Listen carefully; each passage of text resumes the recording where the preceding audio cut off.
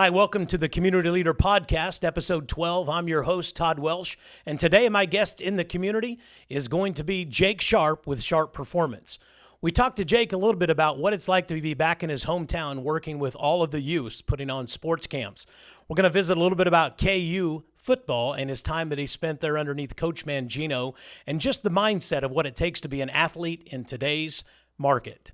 Let's talk to Jake Sharp with Sharp Performance. All right, Jake Sharp, welcome to the Community Leader Podcast. Happy to have you here today.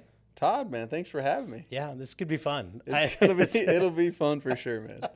It'll be a good talk. We don't have any whiskey in our Mocha's coffee. But. We don't. Well, thanks for leading me into that. Yeah. So for those of you who join us, it's the Mocha's Minute we start out with. Thank you to Mocha's for sponsoring the podcast.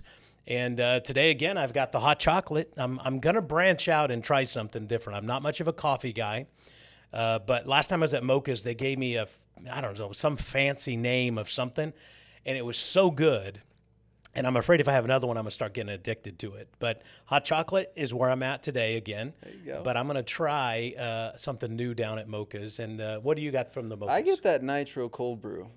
Nitro cold brew from Mocha's. Yeah, it's fantastic. It tastes like I think you Guinness. just like it because of the name, Nitro. If it's just called cold brew, you'd be like, I don't know. It tastes just like Guinness, and I can drink it all day long. Oh, That's there we what go. I tell folks. So yeah, and it's got the nitrogen, so it's a vasodilator, so it's good for oxygen, Nice. moving throughout the body. And I'm a meathead, so there you go. There you go. Yeah.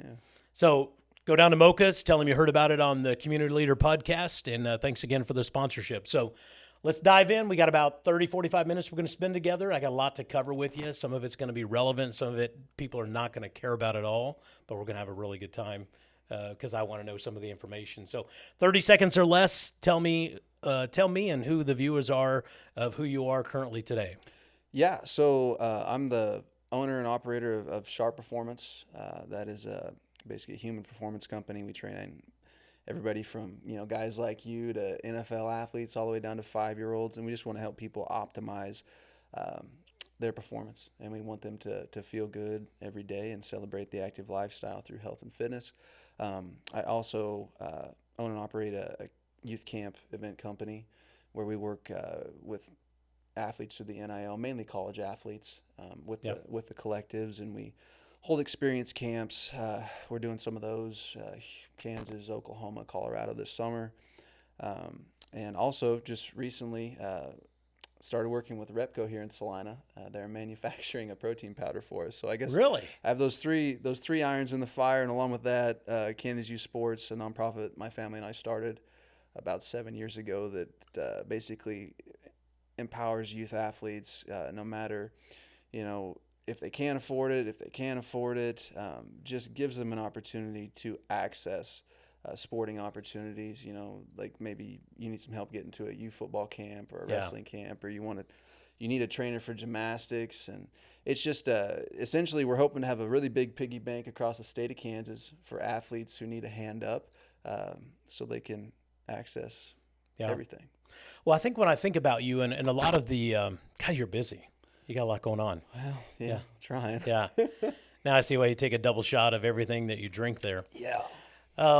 So when I think of all the people I've been interviewing, and they come in and the passion, what I like about this community, a lot of it's around youth and kids. But really, I think of you tremendously around youth and kids, even though you have, some larger camps you're doing and some college stuff and a lot of youth stuff that you're doing. So. Yeah. Especially here in Salina. In Salina. In Salina, it is 90% youth. Yeah. And that's what a blessing to be able to be in my hometown and do exactly what I wish somebody would have had available, for me as a young athlete. But see, when you say hometown, so when I said where you're from, so back all the way back there, you went to, where'd you go to high school at? I went to Salina Central High School. Now I went to junior high in Bennington. Okay. Well, actually, I went grade school, 1st through 8th grade. When they shut Glenner for Hill down, they shipped me out to Bennington. And, I live north Saline County, but not across the Ottawa County line.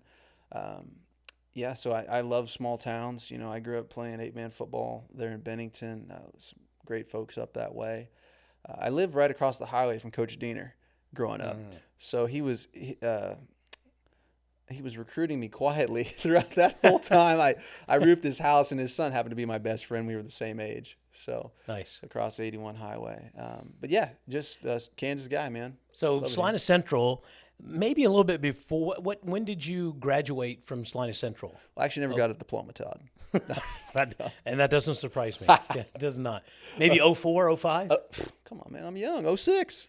06. Man, yeah. I'm only 35. Well, the only reason I said 05, 06, because I was doing a little research on you before I came up, and you actually committed to KU in February of 05. That's right, yeah. So I kind of 05 thought football season. 05 football 06 season. grad. Okay.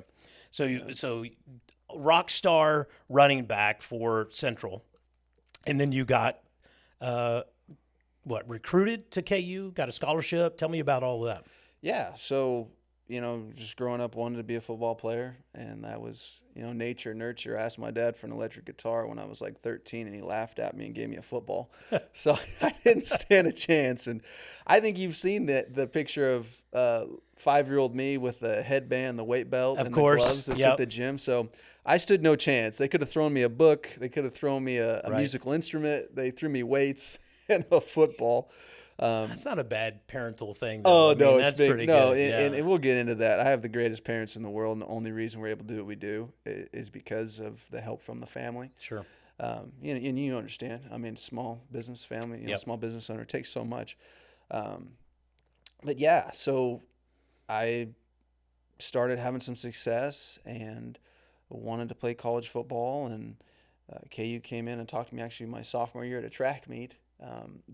My speed is what, Because you're very fast. yeah, that's what really helped me get recruited. And if you have verified like track numbers, it's easy for a coach to recruit you because Yeah. he knows his butt's going to be okay if you don't pan out. He's like, hey, he ran this fast, he Yeah. should be good.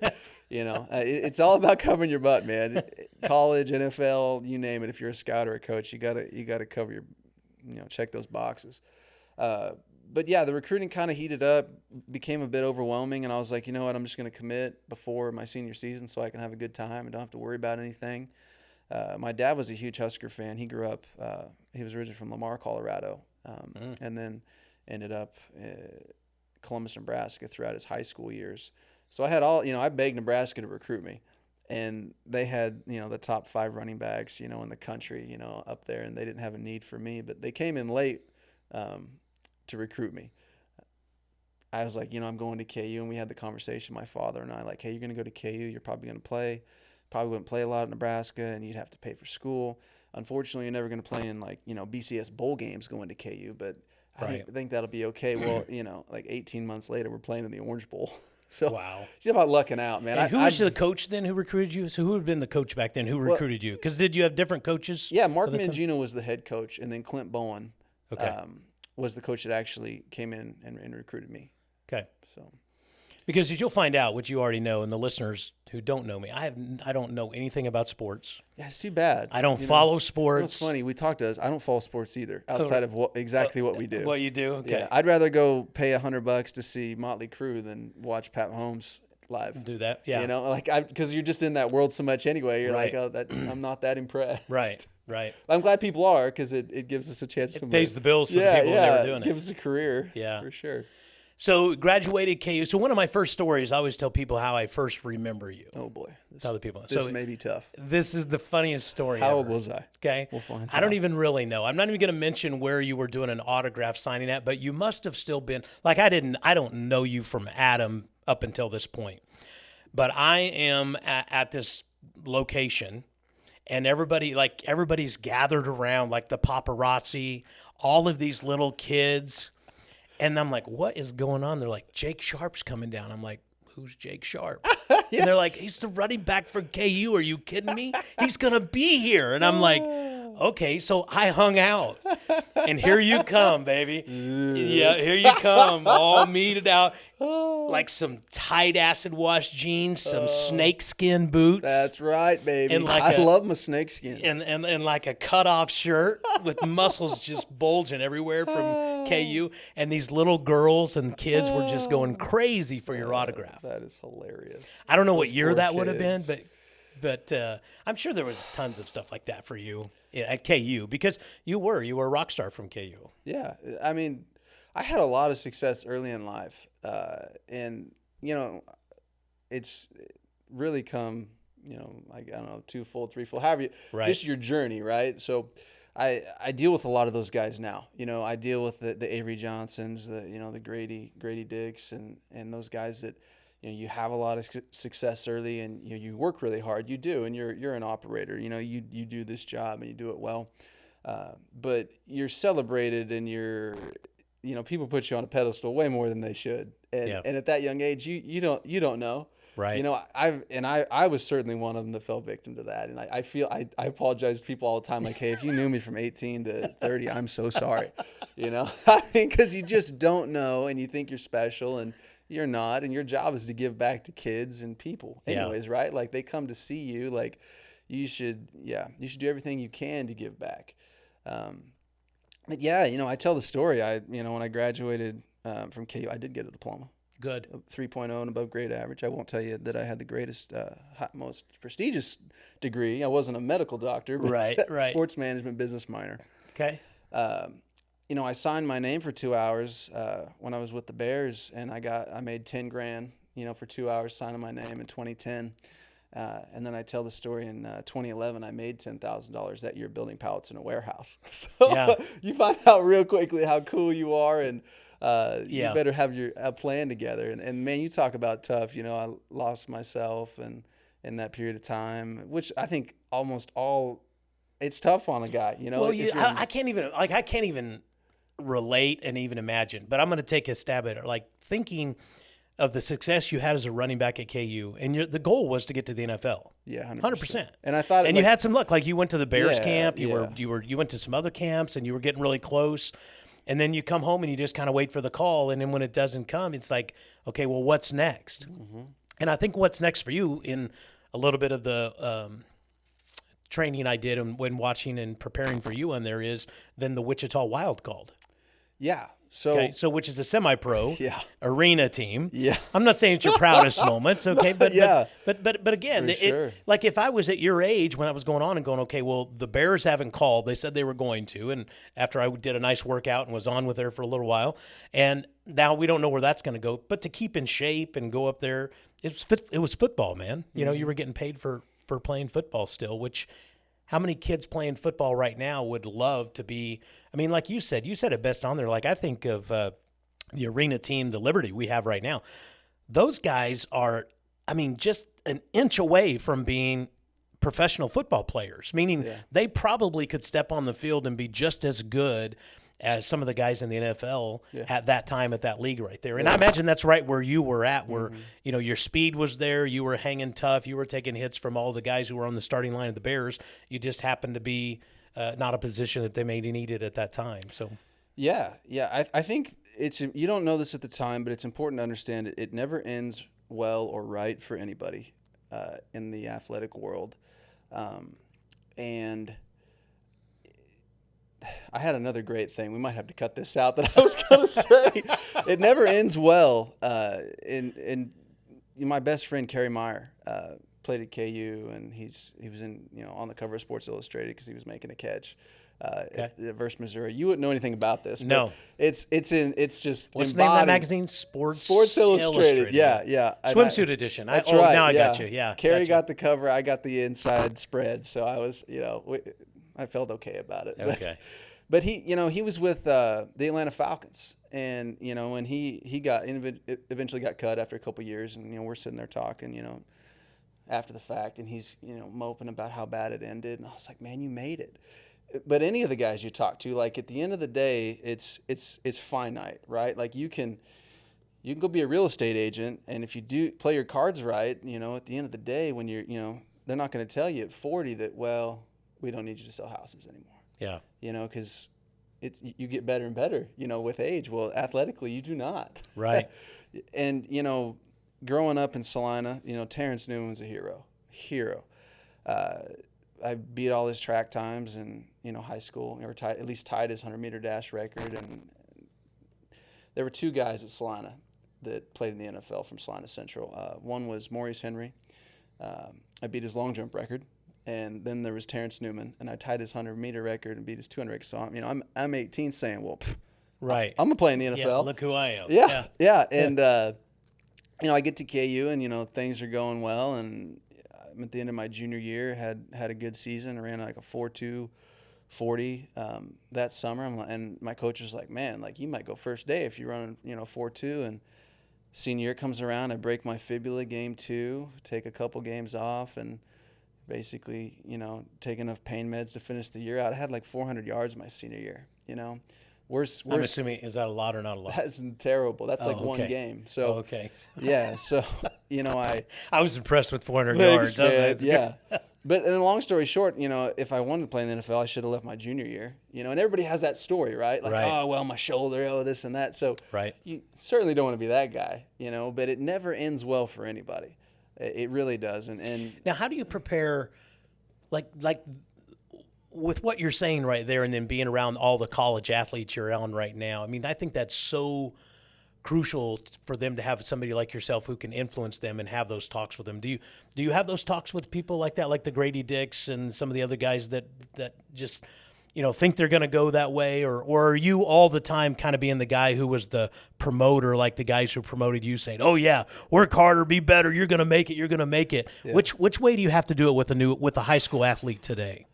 Well, I mean, it's tough because would you listen to anything Coach told you at 16 to 24, Todd? I don't know. I didn't play athletes. I don't know. I heard your story about running up the hill. That is the story. Yeah, that is you're the like, story. Yeah, Coach, have a good one. Yeah, I'm not gonna do that. Yeah. That was. So I played sports up until, I'm gonna finish this story because it's the best story ever. This is fantastic. Yeah, people need to know. 8th grade. Okay. I'd played sports up until like 8th grade, but I'm from Denver, Colorado, and sports there, like there were kids that were big and great and very athletic, and we're going to touch on this a little bit because it's one thing that I have a complex around team sports versus why I'm so individual. So I'm going to get your take on this, is because we got in trouble because two kids were horsing around, or 3 or 4 kids were horsing around, and the coach finally got mad and he said, "Okay, everybody to the bottom of the hill."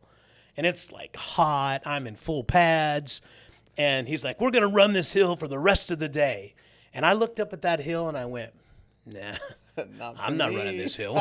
like I wasn't the guy jacking around. If you want to run those 8 guys, you run them. He's like, "You're running too. We're going to, as a team, we either do it as a team or we don't." And I just said, "I'm out of here." I took my pads off, took my helmet off, and I walked in there at 8th grade, and I'd never played sports ever again, And so that's my story around sports and around all that. So it's interesting as I watch people who say, "God, sports was the best thing. It taught me so much of what a team could do together and what this."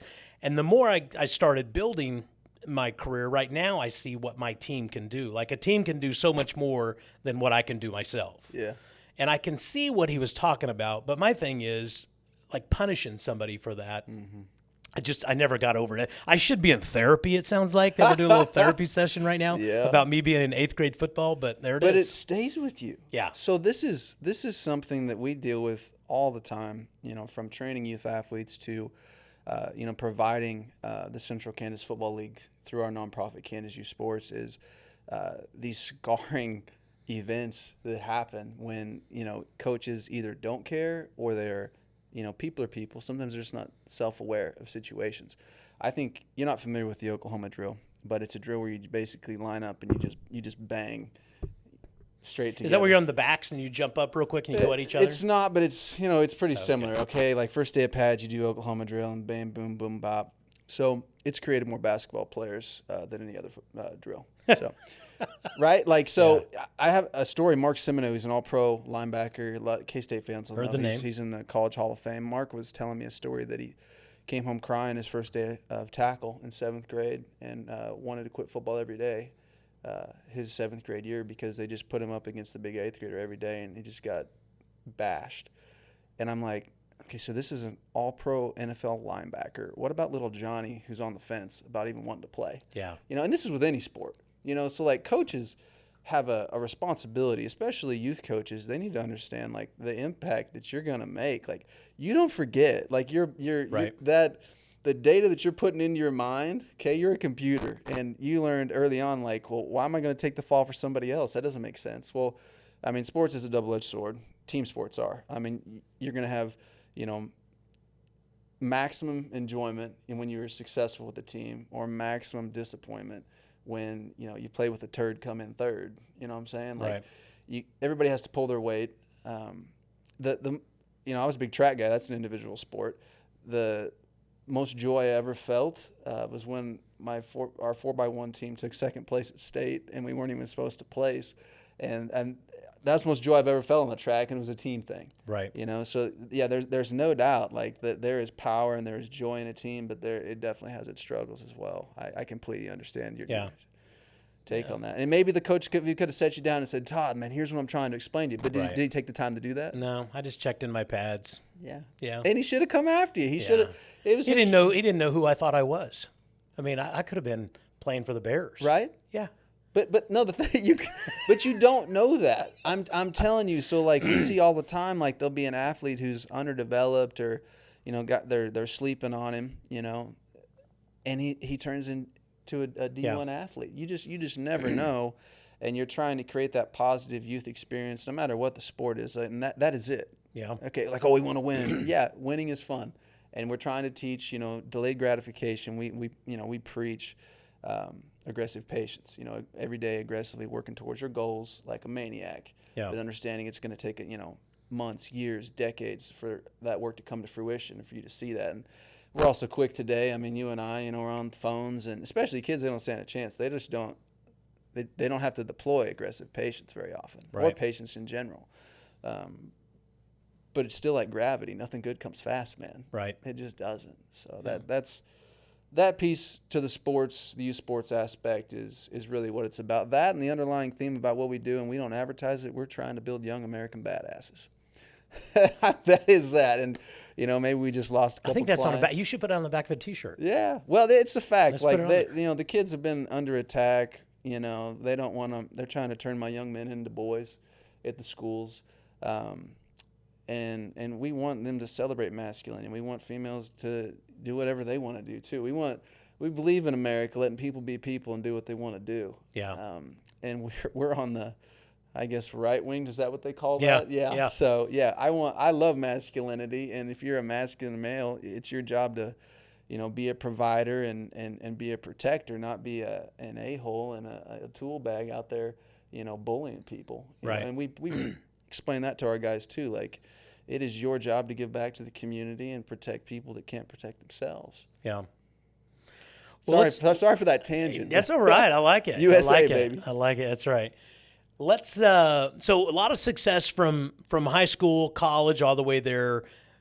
At some point, you had to have this realization that you got to move forward. Mm-hmm. Okay, and then yours became you wanted to stay in that field of sports, nutrition, lifting, and working with youth. So you opened up Sharp Performance. Is that correct? Is that your first deal that you did? Yeah, out of the back of my pickup, really. Yeah, we just started running camps, and just running the camps that we wish we could have went to as kids, bringing in the starting quarterback from KU or K-State, like we never had those opportunities, at least where I was growing up. It was a hard pill to swallow for sure. I took, like I said, I took a year off, basically moved back in with my parents. I'm living with mom and dad, building pallets in a warehouse because what skills do I have? And at no point could I ever be in an office, and I'm a terrible employee. I am. So I mean, you were 12 minutes late to this interview, so just so we know five tops. Okay. Punctuality is the thief of time. Axl Rose, which my event company is actually called Lose Your Illusions. So, nice. If anybody's a Guns N' Roses fan, they'll get that. But so I took a year off, got desperate. I was like, all right, I'll go play arena ball. I played 5 games for the Wichita Wild, and I got picked up in the UFL, which was the equivalent of the Spring League or the XFL now, which you know nothing about probably, but you know the Heisman Trophy, right? Heard of it. Fantastic. So there was a guy named Maurice Claret.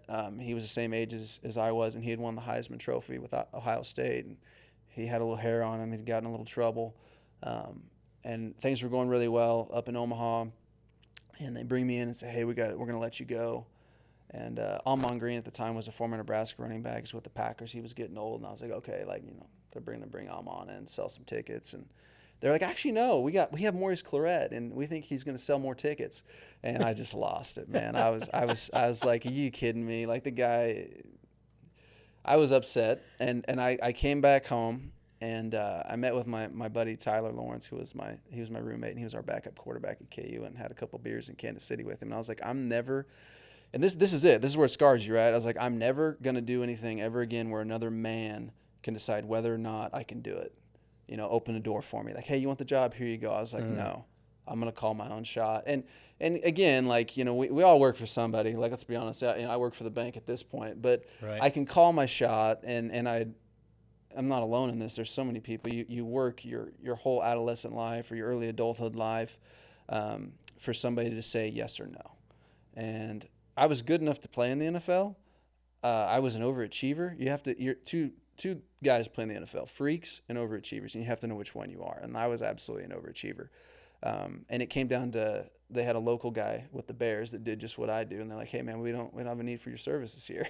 And yeah, it's just a matter of you know, being healthy and being hot when you need to be hot.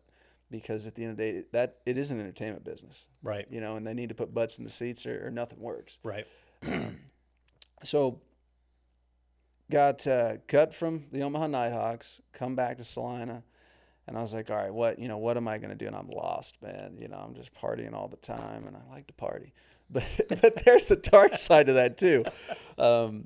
And so how did you build what you have today, though? Like, Sharp Performance, what it is today is amazing. And so I knew in fifth grade I wanted to own gyms. Okay, there we go. I broke my leg, dislocated my knee in fifth grade, and my dad is a bodybuilder. And my fullback in high school, his dad, Kurt Counts, they own Triangle Trucking. Right. They had this place called The Gym, and it was just this nasty gym. You know, the sign is now in your place, our downtown Salina gym. I just fell in love with it. I love the gym. I love the process. Like, I love just grinding and training and listening to rock music. You know, I'm a big rock fan. Like, we share that passion. Right. Yep.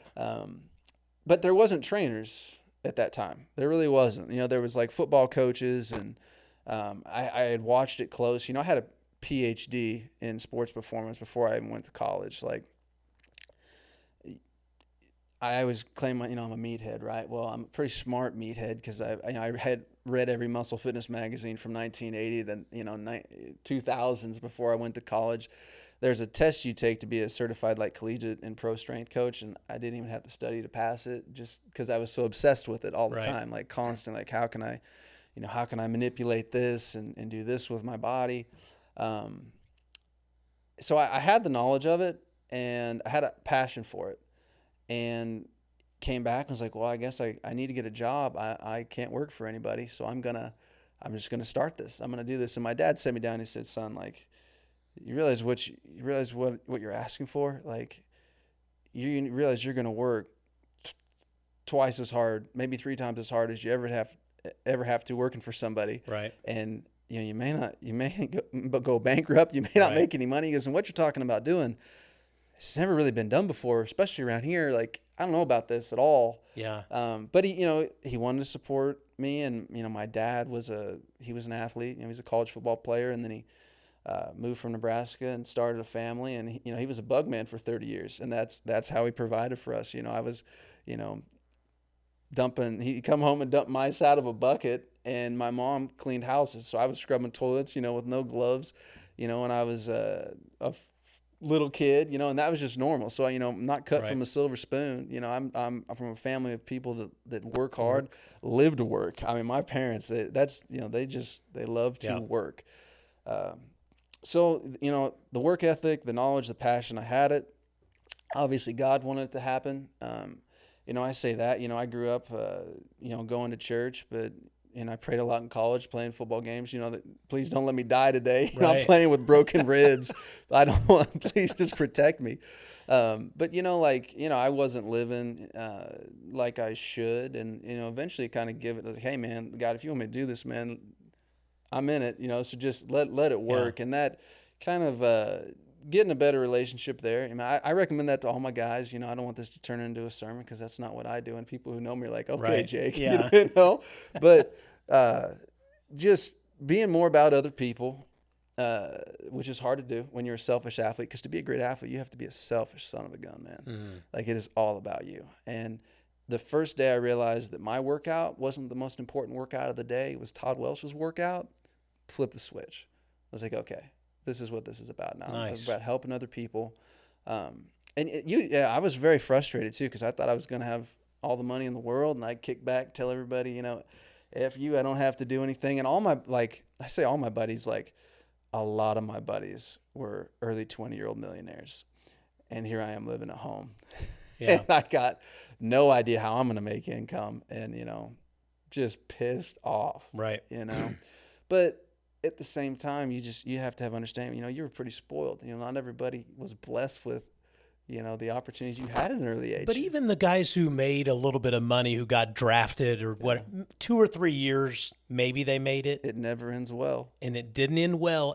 But then they're at the same spot you are. And even if they've got money, a lot of them blow through it. It's worse. I'm that's glad what I I mean. didn't. Yeah. Because I was not a good person. That's what I was trying to get you Yes. to see is that, like that, even though those guys had that, it's like the grinding you did once the switch flipped sets you further ahead, because now they've had everything handed to them even after college for a couple years. Now they had a little bit of money and success, but they still eventually, you got to go find your passion. You got to go find what you're going to do in life. And reality. And for you, as I watched, the first time I met you, again, with the snakeskin boots and the top and all this stuff. I'm still a shoe guy. I like it. I mean, I like the look. So we got to explain why we're here. It's River Festival. Yes. Weekend, and so this is why we're dressed like this, because we're going to the River Festival after this. Now, not for you. You may dress like this all the time. You're not going to find me in a suit, Todd. No, okay. I called him and I said, "Hey, I'm going to dress down for this. Don't dress up." And he just laughed at me. He goes, "Dude, I wasn't planning on wearing anything different than what I usually wear." So, anyway, put a shirt on for you. Yeah. What do you want from me, man? So I like that about you, that it's like you've stayed true to who you are. That's the one of the things that I respect and admire about you the most is you are who you are. This interview is going to show it's like you are who you are, and your passion is around the fitness, helping kids develop what their potential would be. And what you said best I like is giving kids opportunities of what you didn't have when you were growing up in this community. Yep. And that's what I see you do, is you use your talents to go out and raise money, build buildings, buy buildings, bring equipment to this community to help out our youth. Yeah. And that's who you are. That's what it's about, man. That's what gets me out of bed in the morning, gets me excited. And, on the money side of things, like, money's great, and we all want to make as much money as we can. But at the end of the day, like, are you happy if you're not helping people? Like, you're miserable, So just waking up every day, like, we had a camp. We had our top prospect here a week ago. Is where we bring the top football players in the state here to Salina and put them in front of the colleges. We had over 10 guys get offered. Now, let's stop this real quick. Hold on. You say that like it's nothing. Yeah, okay? Give yourself some okay, yeah. Let's just retrack what you just said you did. You put together, because that has never really been done before. Just like your dad said, it's like, Jake, what you're wanting to do has never been done before. Or and there's to a that reason for that, or that sustained, level. man. Yeah, or sustained. Sustainment, right? Yeah, sustained. Yeah. So you put together a program, invited all of the top high school prospects together. Mm-hmm. Then you go out with your connections that you did, and you bring in all of the college coaches to watch those prospects, to give those kids an opportunity. Yep. And that's amazing. Yeah. Like, you just passed by that real quick, and I want to give you the proper recognition to be able to put that together. Thank you, Todd. Yeah, Thank put that together for our community, it's a team effort, buddy. Let me tell you, it takes a team to do that. It does. And our guys like Caden Davis, Josh Rivas, that have been through our football academy, they're now at their height of their football prowess. So Caden just got cut from the Broncos. He's playing in the XFL. Josh is with the Giants. We have those guys that have come through the program, and now they're coming back and helping the next generation of kids and doing it here in Salina. We didn't know if it would be possible to do it here, but there's so much cool stuff going on in the community. The downtown is thriving, and it's right between I-35 and I-70, and we can run the state from here. Yeah, it really can. So it's been a real blessing to be able to be a Salinan and to get the support. And, it was kind of hard too, because a lot of people, you can't be a prophet in your hometown. That's a double-edged sword too, and like, well, hey man, I knew him. What do you mean by that? Well, how many people Jesus healed in a day and not only one of them thanked him? You know what I mean? Like, if only one of them thanked Jesus, and I'm going to thank you. So what I mean by that is, if you were a young 20-year-old arrogant tool bag, which I think I probably was a lot of the time. That's your description, pretty good. That could come back to bite you in the butt. Yeah. When you're trying to come back to a guy and be like, hey, I want to do these things. She's like, man, no, you don't. You're about yourself. So personal growth is required, and through struggle and humbling, I think that's what we can teach all these kids. Like struggle is awesome. Like, you don't grow and you don't develop unless you stress your body or your mind, right? So you have to put yourself in uncomfortable situations, and a coach's job is to pull you through that. I'm going to yell at you, and I might even, sorry, Grandma, I might curse at them sometimes, Yeah. But I'm going to pull them through that and not let them fall on their face. I'm going to almost let them fall on their face. But pain and struggle, man, like, I love it. Like, I love the desperation. I'm addicted to it. Like, I love that. That's where greatness in, Ember to Inferno, it's where it's built. I almost sabotage myself sometimes with certain things where I'm like, I kind of want you just don't get the excitement anymore. It's hard to get the excitement that you used to have. Like, there's nothing cooler than 100,000 people. So what do you think then still the dying question for me is, are you the type of guy who motivates the youth through pain or pleasure? Like, do you think it's you can't experience pleasure unless you've experienced pain, because you don't know which is which, right? Like, you have to know, if you want to tell the truth, you got to know how to tell a lie. I'm kind of rambling on there. That's a Nikki Sixx lyric, but like, how do you, like, when you're feeling good, you don't realize how good you feel. Then you get sick, right? And then you come out of the flu and you're like, wow, I feel great today.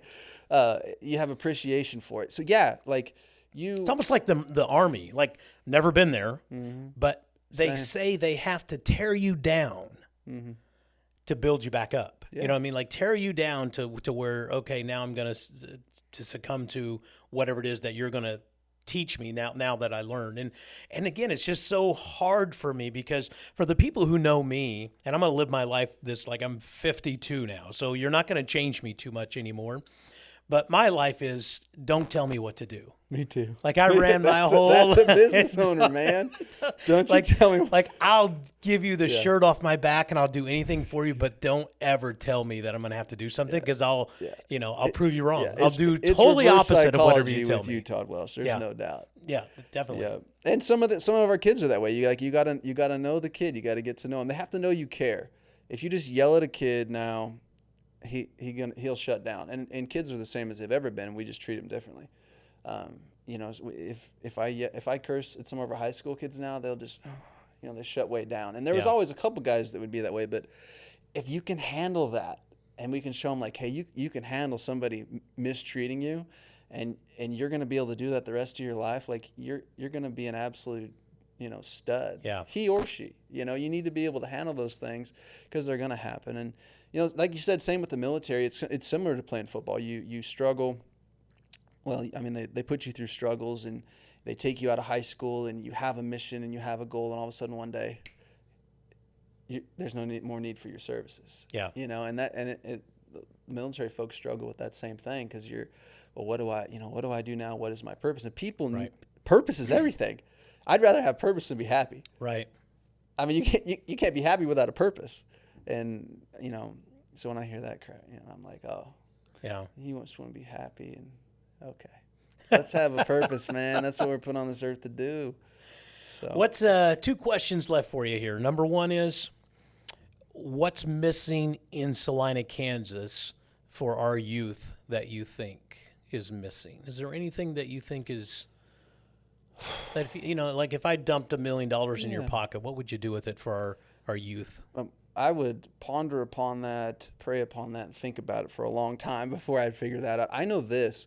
I know our community has a lot of opportunities for kids, and we, our Y thrives. We have what we do at Sharp Performance. We have Kansas U Sports. We have the Salina Fieldhouse. The yard. The yard. Yeah, how could I forget that? Yeah. So there are some real opportunities, and I couldn't pinpoint that. Okay. And I'm glad you raised that question, because I should know that. I should No. know. What I like best about your answer is there's not a gaping hole immediately, because if I were to ask some other people in a different community that question, yes, they would immediately go, "Oh my God, where do I start?" Yeah. And I think that's what you're saying is like Salina, Kansas. It's not that there couldn't be improvement, but there's already people like yourself and 10 or 15 other people that I can think of, coaches and even business owners who have stepped up and provided facilities for our youth who have nothing really to do with it. But there's, I'm not saying there aren't gaps and it couldn't be improved, but you solidified what I was thinking right away, where we asked somebody else that question in a different community and immediately they would come up with 20 things. We don't have an indoor. We don't have this, we have that here. And it's not, youth sports isn't about sports. Okay. It's about developing your next generation of providers and people who are going to have a purpose and build things and work in companies. So it's extracurricular, so if you're not into sports, fine. Okay. I hope you're into book club. I hope you're into music. The educational piece, I got to be careful when I talk about education, because we all know there's some things shaking up there and advancements in technology. Information's right here. Right. It's how you can communicate with people, that emotional intelligence, which is an overused term, just like entrepreneur. But it's about developing young people. And if we can develop young American badasses, we're going to be okay. Our community is going to be okay. If we're given a handout United Way, prove me wrong, hey, here you go. You're a poor kid. Here you go. Yeah. What's that teaching him? Right. Or he or she. So we have to. There's a free cell phone. There's free. Yeah, nothing's free. We'll take care of that, There's nothing free, and we've perpetuated that, and it will continue to grow unless we say, hey, okay, Todd, you need a hand up here. Get yourself to camp. All right, come on out. Hey, Todd, we're going to go do this food thing or this blood drive. We're going to come out. You're going to help. It's going to help our community. And when those kids start to see that and realize that they feel good and that they feel purpose when they're actually giving back, that's when you feel fulfilled. That's when we start to really see that development. Not only that, you call it like you will, a rich guy, he owns a company, he understands if the lower class in the community isn't doing okay, he's not going to be doing okay, right? It's a community, it's all intertwined. So we don't want these big discrepancies and haves and have-nots, and we certainly have a lot of that in Salina. We have a lot of folks that, struggle to, check to check and week to week, and the only way I see solving that problem, and obviously I'm just a gym owner, but is we have to educate these young kids and get them, hey, like, it doesn't have to be that way. Financial literacy and educating them, which the public school system does a terrible. They don't even. It seems like they don't want that. I'm gonna be honest with you, man. I don't see that. Come get me, you know. But and the other thing, I'll tell you what. Oh, now we got him fired up. Let me hear it. Let me hear it. Here's what it lacks. So there's two things. If I'm a exemplary math student, okay, do I take the normal math class or do I take the AP math class? Do I take the? You're probably gonna take AP. You're gonna take AP. Okay. So if I'm an exemplary athlete, okay, do I have an option to take an excelled conditioning class? Okay, within the school system, I don't. Right. I'm sorry, I'm going to college so I can be an athlete, and then I'm going to be a coach. I'm not a mathematician. I have an accountant now because I can't do that stuff. Right. Like you can, but not as well as somebody else, and that's what a business owner understands. The second thing is we rob and absolutely steal time for all of our young athletes. They go to school all day long, okay? And then after school, I practice, okay? Or before school at 6 a.m., I go do my weights. That is absolutely ridiculous. It's about development of young people, and those extracurriculars shouldn't be outside of the school time, okay? Everybody's so busy anyways. To me, it's absolutely horrendous that the music, theater, football practice, basketball practice doesn't happen during school. It does at the prep schools, right? It does at some of the private schools, and it just comes back to bad policies, and that could help the American family because they'd be able to everybody come home at 3 or 4, 5 o'clock and be together instead of having to go pick Johnny back up. It's 7 a.m. and our athletes are they're tired. and they're just sitting there twiddling their thumbs most of the time at the public schools half the day. And I know, that is a insinuatory comment, Right. just that it's just the way things are. Well, with information being right here, I think smart people in a lot of ways, like if I can go to ChatGPT or Google Right. and get anything, I think the gladiators, like you just can't go push a button and be a gladiator with big muscles and be Right. fast, but you can push a button and be smart now. Right. Somebody has to be above that ChatGPT. Yeah. So the really smart people. Maybe you ought to get on the school board. Oh boy, you think they're gonna let me on the school board? I'm gonna tell you right now. I'm gonna say, yeah. I'd vote for you for the school Thanks, board. man. Change it all up. Thanks, man. Well, it is. We have to make sure that we're getting off on some stuff that we probably shouldn't get off on, but it's like the politics of the school is going to be totally different to change that wherever it is from there. I think most of the extracurricular sports are always going to be after school or the extra stuff that's there because the suits, let's call them that. The suits are always going to say, yeah, but they're not going to be athletes forever, and we need to get their mind. Yeah, and where it needs to they're be. right. Right. They're so right. But it's about putting kids through struggles, putting them through situations where they got to work with somebody that they don't want to work with to get something accomplished. I mean, how many?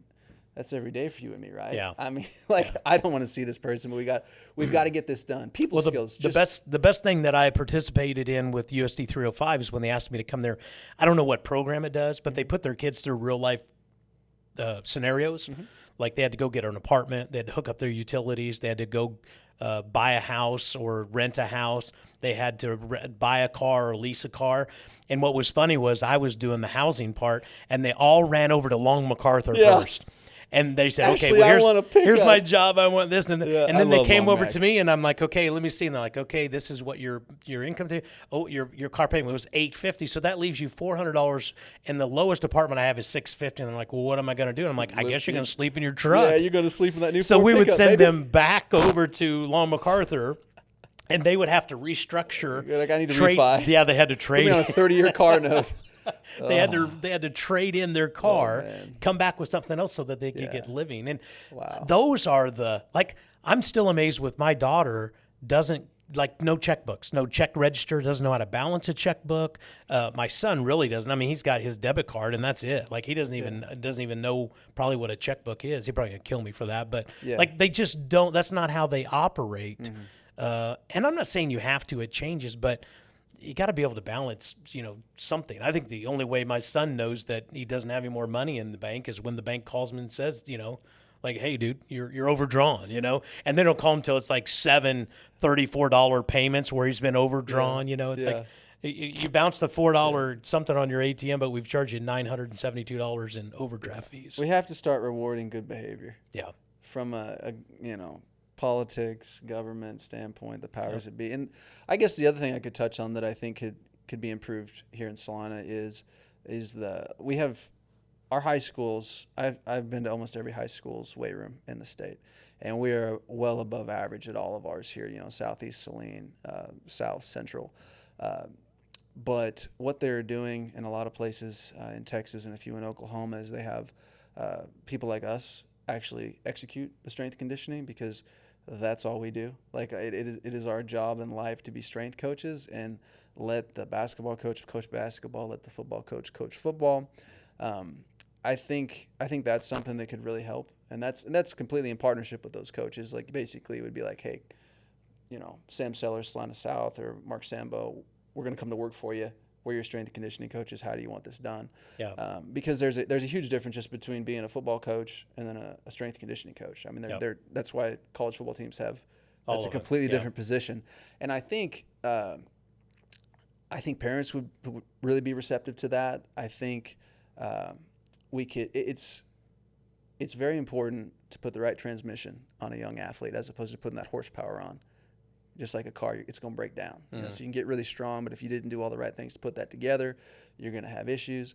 And I just think that's something that's very, very, very, very important that we're missing out on. And it could be done. Maybe I need to go down to the school board meeting, but I don't like dealing with. You got to play the game, right? And it's tough for sure because you could tell them, hey, here's how it ought to be done. And you know what? Running that youth football league and having to deal with politics and policy was really good for me because it's so easy to throw a stone when you don't know the whole picture. Yeah. Like, hey man, here's why we're having to do it, and I hope you understand. I know it's not good for you, and maybe that's. I just think our high performing athletes, especially, the public school system does not do them any justice whatsoever. And it's interesting that, you can bring in 10 grand at a football gate when you got a D1 kid. How about we get, but everybody has to be fair, because we teach fair and we don't reward good behavior. Right. So right. Good thing there's guys like us, Todd. That's right. Putting on podcasts. Right. I appreciate you so much doing this, man. Like, yeah. I want to talk about just you real quick, man. Like, you've always been so helpful on a business front. And we talked about this early on. You've seen me melting down, losing my mind, trying to grow the business and things not going well. I almost lost the business in COVID. Right. Gosh, and financial success, I mean, we're still trying to get to that point. I mean, I'm not a, I'm not necessarily a businessman. I'm really good at sports related stuff, right. But there's a whole other aspect to that. And we've had some good business conversations. Yes, we have. And I very much appreciate all those conversations and just your support and belief in what we do, and being able to talk to you and other business owners. It's been very helpful now that I do listen, because I was not a good listener. I improved my that's the other thing we tell our kids, like, look, if you can be a good listener and you're a hard worker, it's gonna help you for a long time. But you've done amazing things here at Salina Homes. Not to cut you off, but I mean, you've grown it from the ground up. Right. You're in the big money real estate business, No. But you give back, man. Like, you're always doing something where you're like, all right, man, like, I want to give back to this, or I want to donate to this. Like, you get it. If your community's not good, you're not good. Right. It's a fact of life. And I think that's probably where that came from, is just the mindset is, I love what you said there. If the community isn't good, then my business isn't good. You know what I mean? Like, you gotta keep giving back to the community to let it thrive. But like, same thing with you. You could be anywhere doing this, Kansas City, and be making more money and whatever. So that's why I'm impressed that you stayed here. And I think the community has rallied around you. They know who you are. Sharp Performance has a strong name. People will gladly write the check and send their kids, because they know that they're properly going to be trained.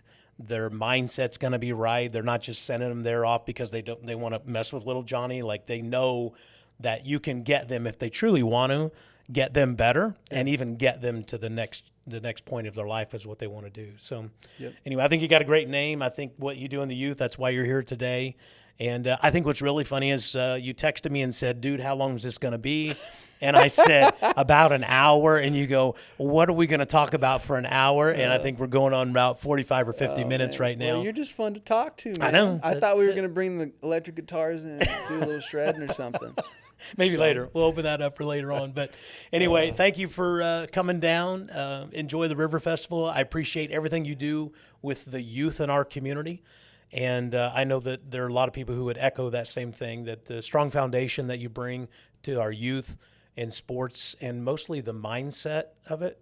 And I think it's really amazing, and appreciate you being in Salina. Todd, that means so much, man. It gives me purpose. Yeah. So I really appreciate Go out with your purpose. Give me that, buddy. Right, baby. Thank you, babe, for coming. Yeah. Thank you, Have a good day. See you.